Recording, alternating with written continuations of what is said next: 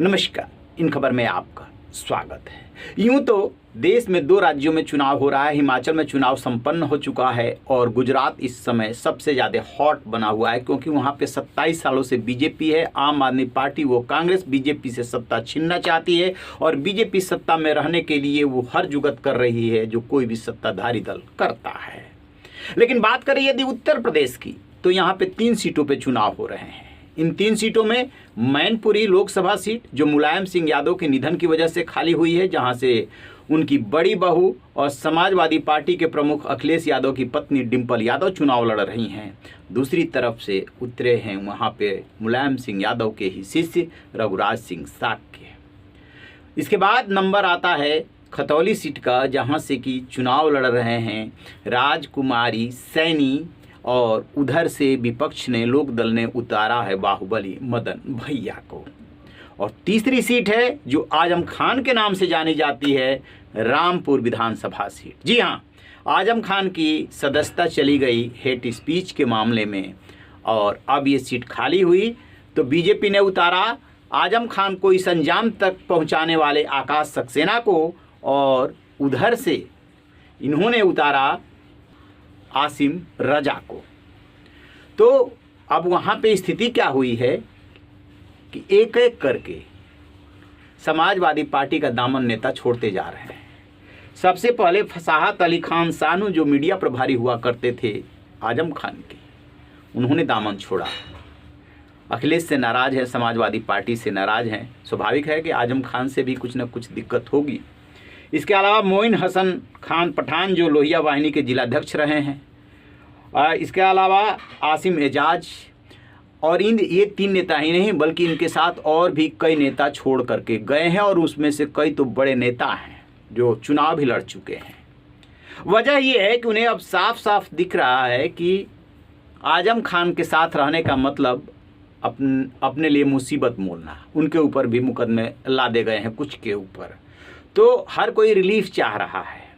केंद्र में बीजेपी की सरकार है और अभी मार्च में विधानसभा का चुनाव हुआ तो बीजेपी की सरकार आई, योगी फिर से मुख्यमंत्री बन गए, तो अगला 5 साल तो ऐसे ही कुछ दूर दूर तक नहीं दिख रहा है।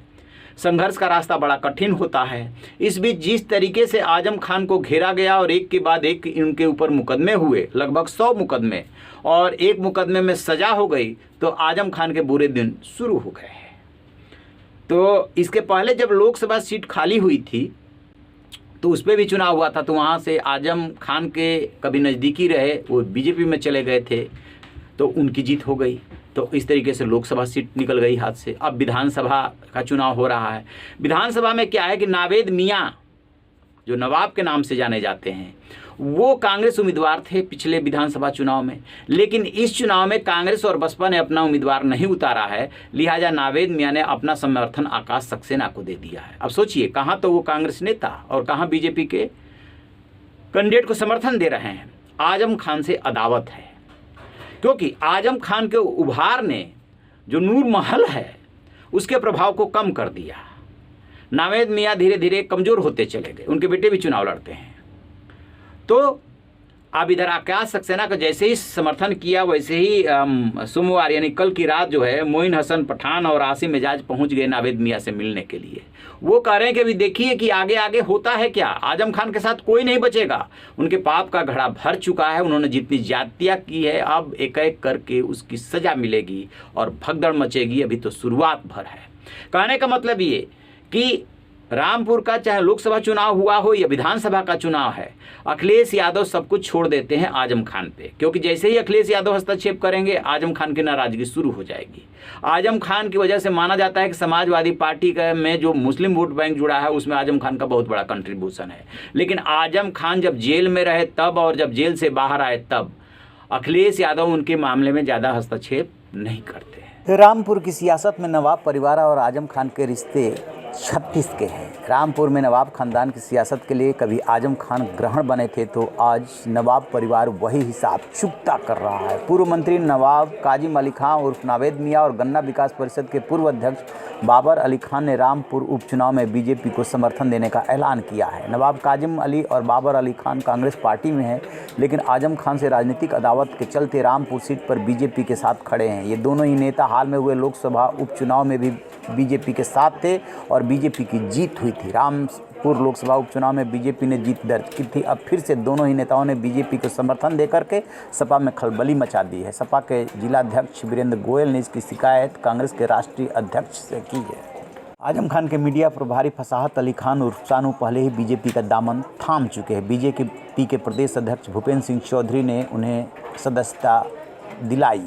इसके अलावा आजम के करीबी इरशाद महमूद और नवीन शर्मा भी बीजेपी में शामिल हो गए हैं। नवीन शर्मा लोहिया वाहिनी के रामपुर नगर अध्यक्ष रहे हैं।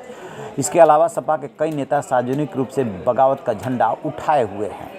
सपा के सहयोगी रालोद नेता भी बागी हो गए हैं। आरएलडी के पूर्व जिलाध्यक्ष उस्मान बबलू ने सपा को झटका देते हुए बीजेपी प्रत्याशी आकाश सक्सेना का समर्थन कर दिया है। रामपुर में बीजेपी प्रत्याशी को जिताने के लिए पार्टी कड़ी मशक्कत कर रही है। उस्मान ने कहा है कि आजम खान ने रामपुर की जनता पर जुल्म किए, इसी कारण हम उनका विरोध कर रहे हैं।